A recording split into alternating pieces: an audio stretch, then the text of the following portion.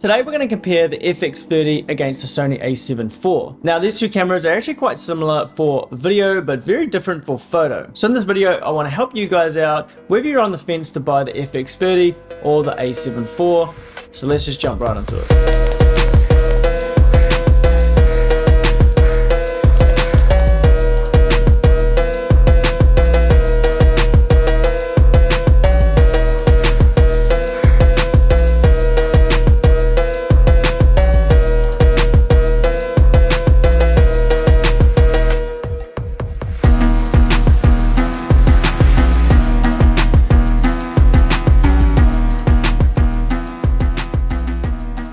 One of the biggest contributing factors, especially when I buy a camera, is the price. The FX30 is about $1,800 and $2,100 if you want to buy that top handle, while the A7IV is a little bit more expensive at $2,500. The FX30 is a video focused camera and actually does take photos with a 26 megabyte sensor. Now there's two problems with the photography aspects of the FX30. One is there's no mechanical shutter, so it's completely electronic shutter. So on lower shutter speeds, you're going to get a lot of banding in your photos. Also, you can't do high frame rates in photography as it only has that single shot function. While the A7IV is a beast for photography, it is a 33 megapixel full frame sensor. It has a mechanical shutter and you can shoot at high frame rates with the mechanical shutter. It also does have that electronic shutter. Personally, I don't use the electronic shutter. I even turn off the E-front curtain because I do not want anything to do with electronic shutters for my photography. Mechanical is always better. The main difference that I've found between APS-C cameras and full frame cameras is depth of field and low light capabilities. On the FX30, you're not going to get as much depth of field as you are with full frame glass on the A7IV. Now, one thing that really surprised me with the FX30 is the rolling shutter performance. We all know the Sony A7IV has terrible rolling shutter, where the FX30 actually does a very good job. Also on the FX30, you can shoot 120 frames per second at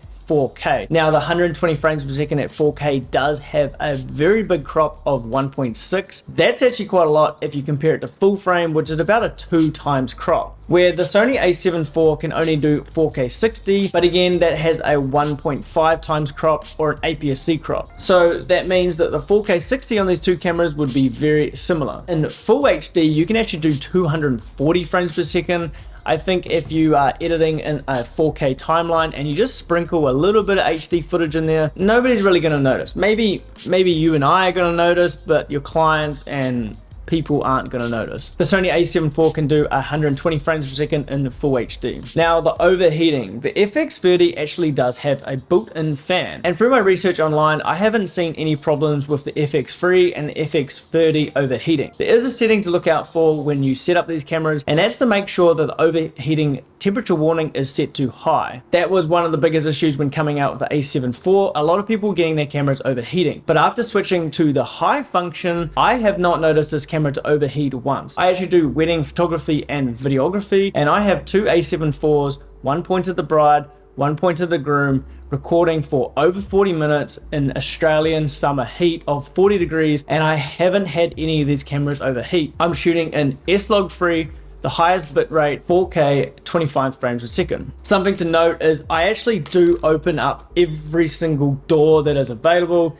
Even this HDMI port, I just like to get every single amount of breeze that I can get through this camera, and the most important one is to keep the screen away from the body. So if you have an A7IV and it's overheating, maybe try that before you go out and buy the FX30. SD card slots. Now, on the FX30, you actually do have 2 SD card slots and also 2 Type A card slots, where for some reason on the Sony A7IV, you only have the 1 Type A card slot, but you also have those 2 SD card slots. Lenses. Now this one is a big one because the FX30 is actually quite a lot cheaper than the Sony A7IV, and it even gets more cheaper when you start to look at lens options. There is a bunch of amazing E-mount lenses for APS-C cameras on the market today, like this Sigma lineup from the 16, the 30 and the 56mm.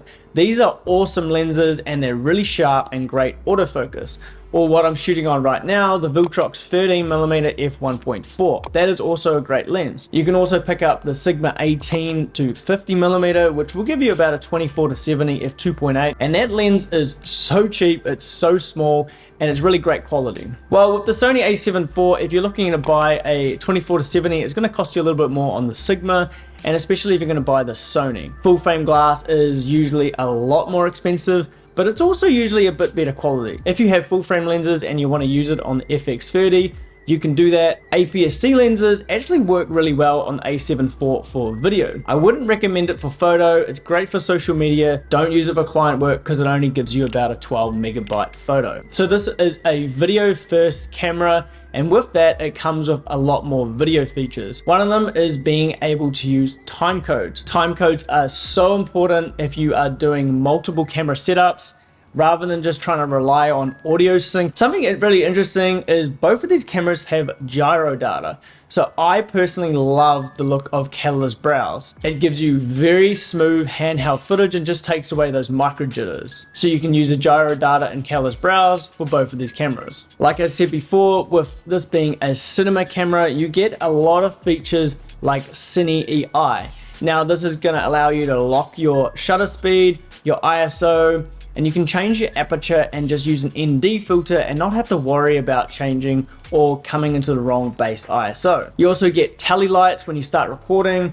You don't get that on the A7 IV. That is actually quite annoying because if I'm recording a wedding, for example, and I want to look over the groom's camera, I can't see if it's recording or not. This one has got a red flashing light that I can see from the front and also from the back. And something that is actually very useful and something that I love about this FX30 is the ability to load conversion LUTs. I personally use the amazing LUTs from Phantom.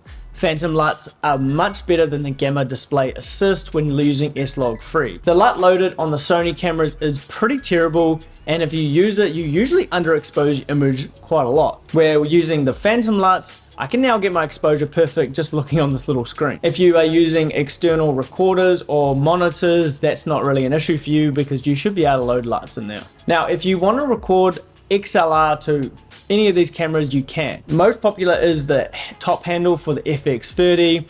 We all know you can put 2 channels in that, but recently I found out that you can actually put XLR into the hot shoe of this A7 IV. So that is actually an option for you guys if you really need XLR straight into the camera. And finally, the FX30 can actually do RAW recording, while the Sony A7 IV has no capability for RAW recording. If you are looking for a camera that can take both amazing video and amazing photo, the Sony A7 IV is for you. Even in video, it's got 7K downsample to 4K, which gives you a much sharper image. It's also a full frame camera, so you're going to get more bokeh and more low light capabilities. Also, the Sony A7 IV has a higher second native ISO of 3200, while the FX30 only has 2500.